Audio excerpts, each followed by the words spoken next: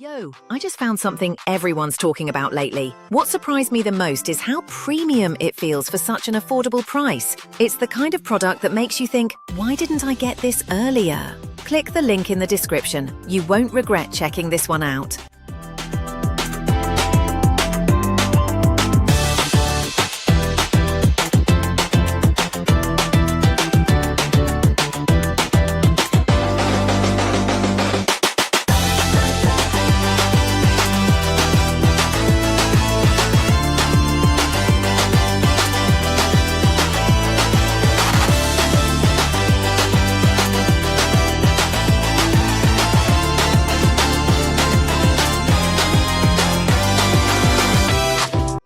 I just found something everyone's talking about lately. What surprised me the most